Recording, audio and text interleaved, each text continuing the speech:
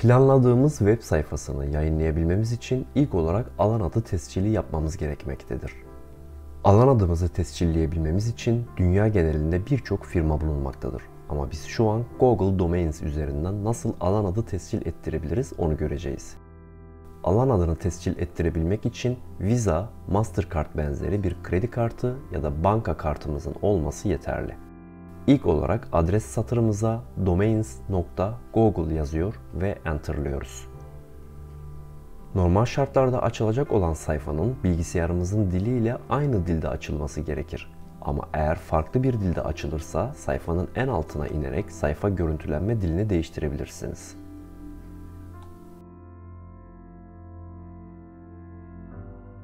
Mevcut bir Google hesabınız var ise sağ üst köşeden giriş yaparak ilerleyebilir ya da direkt alım işlemi için sorgulama yapmaya başlayabilirsiniz. Tescil ettirmek istediğimiz alan adımızı sorgulayarak başlıyoruz.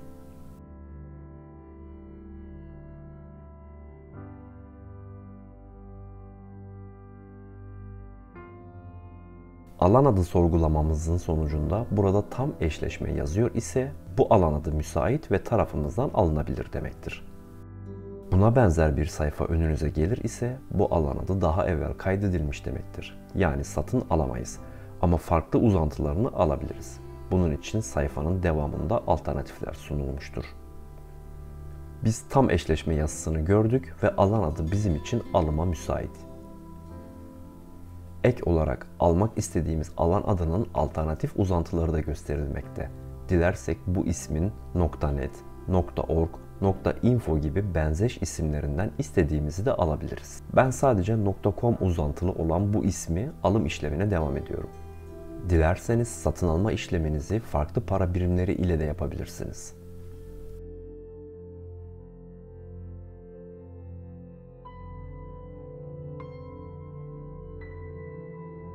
Geçtiğimiz hafta tescil fiyatları 75 lirayken şu an dolara bağlı olarak 195 lira olmuş. Siz bu videoyu izlerken acaba kaç lira olmuş olacak? Alımı kaç liradan yaptığınızı yorum kısmına yazarsanız piyasanın ilerleyişine hep beraber bakar, şaşarız. Seçmiş olduğumuz ve müsait olan bu alan adını sepete ekliyorum. Sepete ekleme işlemi tamamlandıktan sonra sepetime gidiyorum. Alan adını kaç yıl için kayıt ettirmek istediğime karar veriyorum.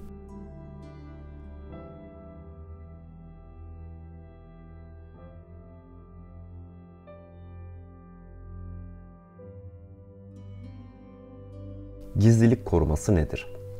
Alan adı gizliliği ve koruması site sahibine ait kişisel bilgilerin kimsenin göremeyeceği şekilde saklanmasını sağlar. Bu da özel verilerin kimlik hırsızlığından alan adı ile ilgili istenmeyen e-postalara hatta alan adı hırsızlığına kadar birçok konuda korunmasına yardımcı olur. Normal şartlarda birçok firmada bu ücretli bir özellikken Google Domains bu özelliği bize ücretsiz olarak sunmaktadır. Etkin olmasında fayda var. Otomatik yenileme durumu ise eğer bunu açık bırakırsanız alan adınızın süresi dolduğunda Google Domains otomatik olarak o günün mevcut rakamlarından ödemeyi tahsil ederek uzatma işleminizi gerçekleştirecektir. Tahsilatı biraz sonra yazacağınız kredi kartı ya da banka kartınızdan yapacak. Eğer bu özelliği kapatırsanız alan adınızın süresinin dolumuna 2 ay kala süre dolumuna dair sizi uyarmaya başlayacak ve ödeme yapmanızı bekleyecektir. Ben ödemelerimi kendim takip etmeyi tercih ediyorum. O yüzden kapatıyorum. Özel e-posta adresi. Eğer herhangi bir web sayfası kullanmayacaksanız sadece tescil ettirdiğiniz alan adına ait e-mail adresi kullanacaksanız tercih edeceğiniz bir yöntemdir. Ama eğer bir web sayfası yapacaksanız zaten e-mail hesaplarını da hosting alanımızdan tanımlayabiliyoruz. O yüzden bu da benim için gereksiz. Alışverişe devam edebilmek için öde diyorum. Karşımıza gelen sayfada Google Domains bizden giriş yapmamızı istiyor. Eğer bir Google hesabınız var ise buradan giriş yapabilirsiniz. Google hesabınız yoksa yeni bir tane açabilir ya da mevcut bir e-mail adresinizi Google'a tanımlayabilir ve kullanabilirsiniz. Benim zaten bir Google hesabım olduğu için onunla giriş yapıyorum. Eğer 2 adımlı doğrulama sisteminiz açık ise karşınıza böyle bir sayfa gelecektir. Cep telefonunuz ya da tabletinizden giriş yapmış olduğunuz herhangi bir Google ürününü açmanız yeterli. Ben YouTube'u açıyorum. Karşıma böyle bir ekran geliyor ve oradan direkt onaylıyorum. Eğer hesabınızda Google 2 adımlı doğrulama aktif değil ise bu sayfaları hiç görmezsiniz ve direkt sonraki sayfaya geçersiniz. Ancak alan adlarınızı korumak için 2 adımlı doğrulamayı muhakkak açmanızı tavsiye ederiz. Google 2 adımlı doğrulamayı nasıl açacağınızı kanalımızdaki videolardan bulabilirsiniz. Önümüze gelen sayfada iletişim bilgileri alanını dolduruyoruz. Eğer Google'dan ipuçları ve güncellemeleri almak istiyorsanız bu kısmı işaretli bırakıyorsunuz. Kaydet ve devam et dememizden sonra son aşama olan ödeme sayfasına yönlendiriliyorsunuz.